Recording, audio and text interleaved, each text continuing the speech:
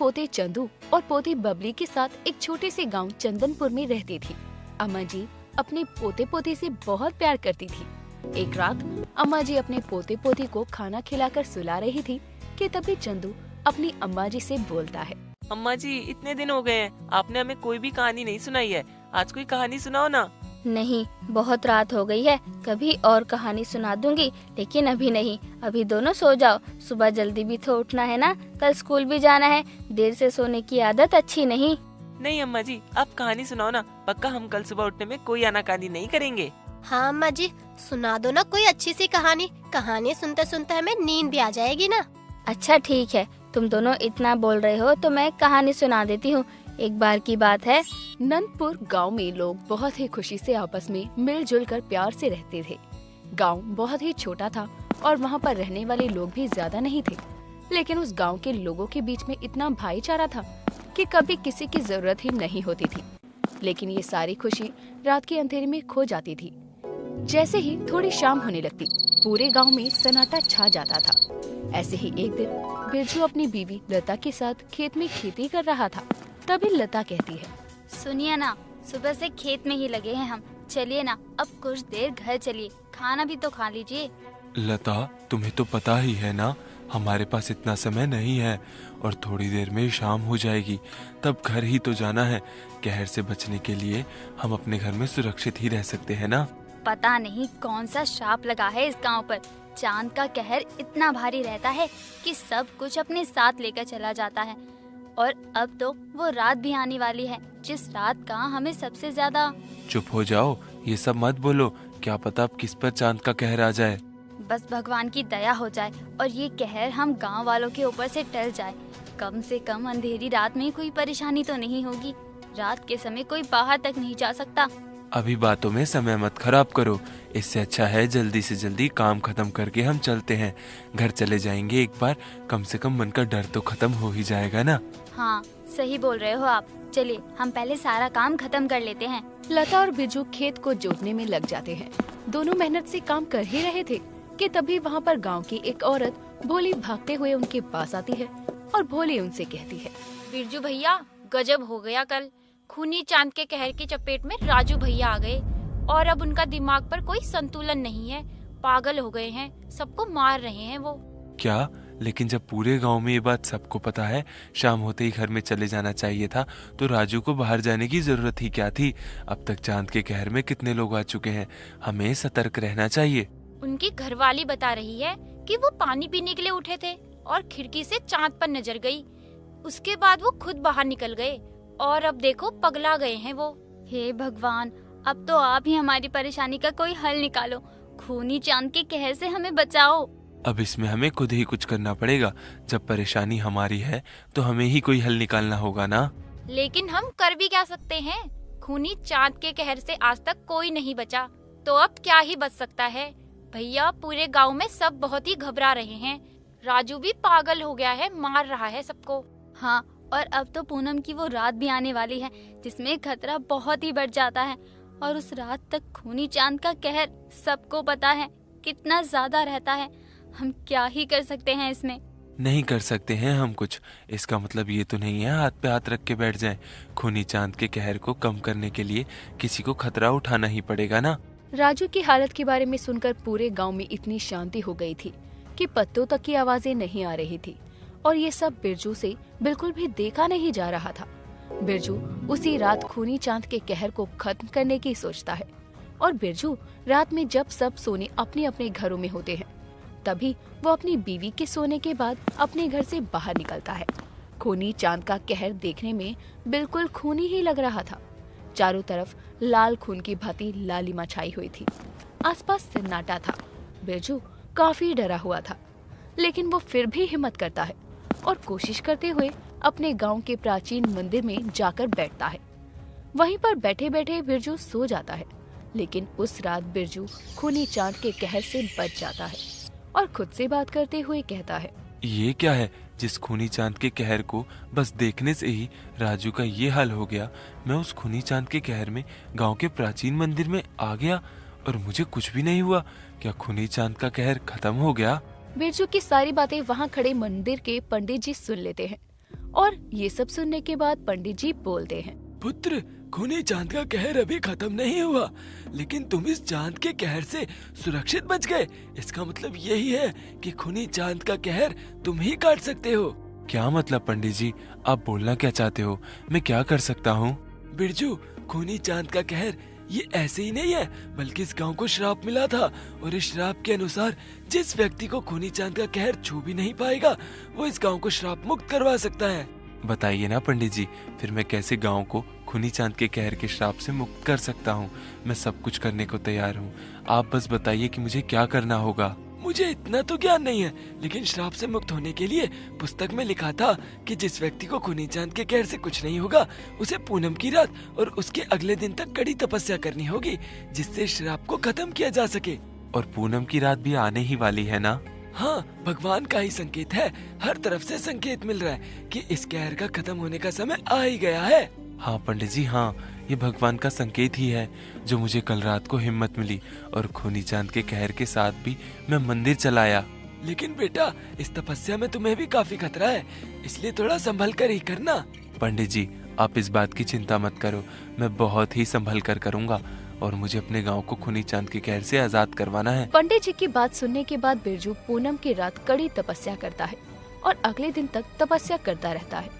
उस दौरान रात के समय आंधी, तूफान, बिजली, बारिश, बर्फ, सारी बाधाएं सामने आती है, लेकिन बिरजू उन बाधाओं को स्वीकार करता है और तपस्या में रुकावट नहीं होने देता। 3 दिन तक जब बिरजू की तपस्या पूरी होती है, तो बिरजू को तपस्या के दौरान काफी जगह चोट भी लग जाती है, लेकिन फिर भी पूजा अच्छे से संपन्न होती है और उस रात गांव के लोग अपने अपने घरों से बाहर आते हैं। तब वहाँ खूनी लालिमा नहीं थी, सब कुछ नया नया सा लग रहा था, और ये सब देखकर भोली पंडित जी से कहती है, धन्यवाद आपका इस कहर से बचाने के लिए। पंडित जी, कैसी बात कर रहे हो? हमारा गांव श्राप मुक्त हो जाए, इससे ज्यादा खुशी की बात क्या हो सकती है?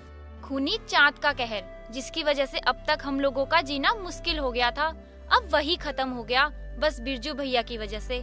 बहन जी, हमें तो खुशी मनानी चाहिए कि खूनी चांद के कहर को हमने काट दिया। अब इस गांव पर किसी भी तरह का कोई खतरा नहीं है। हाँ बेटा, तुम सही बोल रहे हो। तो इस तरह बिरजू ने खूनी चांद के कहर से सभी को आजाद करवाया था। और देखो, ये कहानी सुनते सुनते चंदू सो भी गया। अम्मा जी, वो खूनी चांद का कहर कहाँ चला गया? बेटा, वो खूनी चांद का कहर बिरजू की तपस्या की वजह से ही खत्म हो गया ना। अम्मा जी, अब खूनी चांद का कहर हमारे गांव में तो नहीं आएगा ना? हमें तो कुछ नहीं होगा ना? नहीं बेटा, कुछ नहीं होगा। अच्छा अम्मा जी, मुझे नींद आ रही है, मैं तो सोने जा रही हूँ। चंदू भैया तो सो भी गए। अम्मा जी की कहानी बबली को काफी पसंद आती है और चंदू तो सो ही जाता है। कुछ देर में अम्मा जी भी सोने चली जाती है। टीना को देखने के लिए लड़के वाले आए हुए थे, तो वहीं टीना हाथों में चाय की ट्रे लेकर उन सभी के सामने आती है। जिस लड़के से टीना का रिश्ता होने वाला था, उसके छोटे भाई को देखकर टीना खुद से कहती है, अरे यार राजन, ये यहाँ कैसे? इसके साथ मैंने जो किया उसके बाद मुझे तो नहीं लगता कि ये मेरा रिश्ता होने देगा। टीना अपनी माँ दिया और पिता आकाश के साथ रहा करती थी।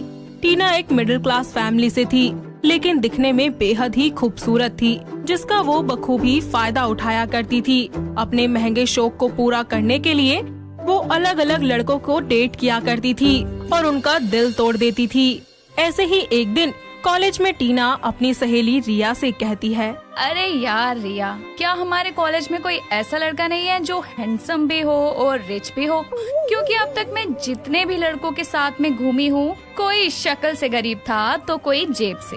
यार, सबको तो तू ट्राई कर चुकी है, और कितना ट्राई करेगी अब? अरे इतने तो कोई कपड़े नहीं बदलता जितने तो यार बदल देती है और उनके दिल तोड़ देती है। अरे यार, दिल तोड़ने के लिए ही होते हैं, और मैं नहीं कहती कि आओ और आके मुझसे दिल लगवाओ और तोड़वाओ। लोग खुद आते हैं मेरे पास दिल तोड़वाने। अब चले मेरी दिल तोड़ने वाली देवी। वो दोनों अपने अपने घर चली जाती हैं। इसी तरह वक्त गुजरता जाता है। कुछ ही दिनों के बाद टीना के कॉलेज में एक राजन नाम का लड़का आता है, जो कि दिखने में बहुत ही ज्यादा अच्छा होता है और वेल सेटल फैमिली से होता है। राजन जब टीना को देखता है, उसे उससे पहली नजर वाला प्यार हो जाता है। वो कई दिनों तक टीना को दूर से ही देखता रहता है। और आखिरकार एक दिन हिम्मत करके टीना के सामने आ ही जाता है और उससे कहता है, hey miss Tina. Yes mister. वो एक्चुअली मुझे तुमसे कुछ कहना था। If you don't mind, can I say? हाँ हाँ बोलो। मुझे ना तुम बहुत पसंद हो यार। I really like you. क्या हम दोस्त बन सकते हैं? टीना बेबी, देखने में तो ये अच्छे खासे घर का लग रहा है और ऊपर से फिलहाल मेरे पास कोई लड़का भी तो नहीं है घुमाने के लिए। हाँ हाँ राजन, जरूर बन सकते हैं। इसी तरह राजन टीना से रोज मिलता। कभी उसको शॉपिंग पर ले जाता, तो कभी मूवीज देखने, कभी उसे महंगे रेस्टोरेंट्स में, तो कभी लॉन्ग ड्राइव्स पर ले जाया करता। जो टीना को चाहिए था वो सब कुछ उसे राजन से मिल रहा था। लेकिन राजन टीना से दिल से प्यार करता था, जिसकी वजह से वो एक दिन टीना से उसे शादी के लिए प्रपोज करने के इरादे से मिलता है और उससे कहता है, टीना, हमें साथ में इतना टाइम हो गया और तुम जानती हो कि मैं तुमसे कितना प्यार करता हूँ। यस बेबी, मुझे पता है और मैं भी तो करती हूँ। तो टीना, मैं सोच रहा हूँ कि क्यों ना अब हम दोनों शादी कर लें। ओ हेलो, सुनो आप क्लियर, मुझे नहीं करनी तुमसे कोई शादी वादी। मैं कोई प्यार व्यार नहीं करती तुमसे। घूमने फिरने तक तो ठीक है, लेकिन तुम तो मेरे गले ही पड़ रहे हो। तुम अब तक मेरे दिल के साथ खेल रही थी। तुमने मेरा दिल तोड़ा है टीना। डार्लिंग, मेरा तो काम ही यही है। मैं तो ऐसे रोज दिल तोड़ा करती हूँ। अब तुम जाओ यहाँ से। और हाँ, मुझे आज के बाद में मिलने की कोशिश मत करना। राजन को इस बात से बहुत दुख होता है और उसके बाद वो कॉलेज छोड़ देता है। लेकिन इस सब के बाद भी टीना की जिंदगी में कोई बदलाव नहीं आता। इसी तरह वक्त गुजरता जाता है और टीना के माता पिता उसकी शादी के लिए रिश्ते देख रहे होते हैं। और एक दिन एक मोहन नाम का लड़का अपने छोटे भाई राजन और माँ शांति के साथ टीना को देखने उनके घर आता है। लीजिए, चाय लीजिए। राजन टीना को देखकर गुस्से में आ जाता है। उसको वो सब कुछ दोबारा से याद आ जाता है जो कुछ भी टीना ने उसके साथ किया था। टीना को देखकर वो उसकी सच्चाई बताने के बारे में सोचता है, लेकिन उससे पहले उसके मन में एक ख्याल आता है। अगर मैंने ऐसे ही इसकी सच्चाई सबको बता दी तो ज्यादा से ज्यादा क्या होगा, ये रिश्ता टूट जाएगा। लेकिन टीना को अपनी गलती का एहसास तो तब भी नहीं होगा। राजन इसके बाद टीना को सबक सिखाने के चलते किसी को भी उसकी सच्चाई के बारे में नहीं बताता। ये सब देखकर टीना बहुत हैरान होती है, पर वो ज्यादा ना सोचकर इस रिश्ते के बारे में ही सोचती है। इतने में टीना की माँ दिया कहती है, अरे बेटा कुछ खाओ। और बेटा कैसी लगी मेरी बेटी? वैसे क्या बढ़ाई करूँ अपने मुँह से मेरी बेटी की, एकदम गाय है। घर के काम तो अच्छे से जानती ही है, साथ ही इतनी खूबसूरत होने पर भी कभी घमंड नहीं किया उसने। आपको क्या ही पता कितना घमंड है और क्या है आपकी बेटी। जी हाँ, मुझे टीना पसंद है। इसके कुछ समय बाद ही मोहन और टीना की शादी हो जाती है। टीना अपने ससुराल में बड़े ही ऐशो आराम के साथ रह रही होती है, पर उसको ये डर लगा रहता है कि कहीं राजन उसकी सच्चाई किसी को ना बता दे, क्योंकि अगर ऐसा हुआ तो ना तो वो घर की रहेगी और ना ही ससुराल की। ऐसे ही एक दिन सभी एक साथ बैठकर खाना खा रहे होते हैं। इसी बीच टीना की सास शांति बोलती है, अरे बहू, तुम तो खाना बहुत अच्छा बनाती हो। सुनो माँ जी, इतने सारे नौकर चाकर होने के बाद भी मैं रोज खाना बनाऊंगी? कभी भी नहीं। अरे ये कैसे बात कर रही है तुम मुझसे? मैं तेरी सास हूँ। सास हो तो सास बन के रहो ना, मुझे नौकरानी क्यों बनाना चाहती हो? मेरे से नहीं बनाया जाएगा ये रोज की इतना सारा खाना, और ना मुझसे ये संस्कारी होने का ढोंग होगा। अरे आजकल की लड़कियाँ सास को तो कुछ समझती ही नहीं। देख ले मोहन बेटा। टीना का ऐसा बिहेवियर देखकर मोहन और राजन गुस्से में उसे देखते हैं और मोहन टीना से बोलता है, टीना, ये सब क्या है और कैसी बात कर रही हो तुम? अगर खाना तुमने नहीं बनाया था तो माँ का दिल रखने के लिए ही बोल देती। तुम्हारी इन्हीं कड़वी बातों की वजह से माँ का दिल टूट गया। मैं यहाँ कोई दिल जोड़े रखने नहीं आई हूँ। मैंने तुमसे शादी की है, कोई नौकरानी थोड़ी हूँ जो इतने सारे नौकर होने के बावजूद भी माँ जी का दिल रखने के लिए मैं खाना बनाऊं। टीना का ऐसा रवैया किसी को भी पसंद नहीं आता, जिसके कारण उसका पति मोहन भी उससे नाराज रहता है। और घर का ऐसा माहौल देखकर राजन टीना से कहता है, टीना सुनो। टीना नहीं, भाभी बोलो, भाभी। जो तुम ये कर रही हो ना, अगर मैंने सबको तुम्हारी सच्चाई बता दी तो ना ही तुम भाभी रहोगी और ना ही बहू। और हाँ, अगर मेरे भाई को तुम्हारे बारे में पता चला ना कि कितनी धोखेबाज हो तुम, तो तुम्हें कल ही छोड़ देगा, समझी?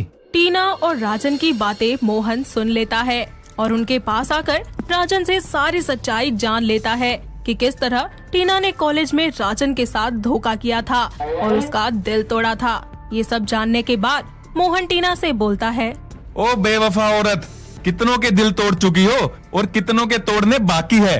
तुमने तो मेरी माँ को भी नहीं छोड़ा। वो बेचारी कितने अरमानों से तुम्हें घर लाई थी और तुमने क्या किया? ऐसा नहीं है मोहन, मेरी बात तो सुनो। क्या सुनूं? तुमने मुझे कुछ सुनने लायक छोड़ा है?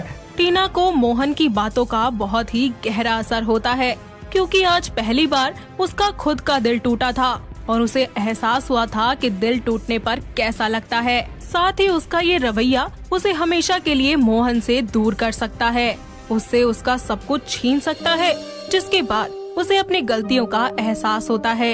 ऐसे में वो मोहन से बोलती है, मोहन प्लीज मुझे माफ कर दो, मैं तुम्हें खोना नहीं चाहती। मुझे आज तक लोगों ने इतना सर पे चढ़ाया था कि मैं उन सबके साथ गलत कर रही थी। राजन के साथ मैंने गलत किया, लेकिन मुझे मेरी गलती का एहसास हो चुका है। आज के बाद में मैं कभी भी किसी का दिल नहीं दुखाऊंगी, प्लीज मुझे माफ कर दो। भैया, भाभी को अपनी गलती का एहसास हो गया है और गलती का एहसास होने पर दूसरा मौका जरूर देना चाहिए। मोहन और राजन दोनों ही टीना को माफ कर देते हैं और टीना की पिछली गलतियों को अपनी माँ को ना बताकर उसको बदलने का एक मौका देते हैं, जिसके बाद टीना भी अपनी सास से अपने रूखे बर्ताव के लिए माफी मांगती है और अपने स्वभाव में बदलाव लाकर जल्दी ही अपने ससुराल की सारी जिम्मेदारियाँ अच्छे से संभाल लेती है। इतना ही नहीं, वो एक अच्छी बहू होने के सारे फर्ज निभाती है और खुशी खुशी अपने देवर राजन की शादी एक बहुत ही अच्छी लड़की से भी करवाती है और फिर उनका पूरा परिवार हंसी खुशी एक साथ रहने लगता है। तो दोस्तों, कैसी लगी आपको हमारी ये दिल तोड़ने वाली बहू की कहानी? क्या आपके घर के आसपास भी है कोई ऐसी बहू? अगर हाँ, तो उन्हें ये वीडियो दिखाइए और हमें कमेंट करके बताइए। दोस्तों, अगर आपको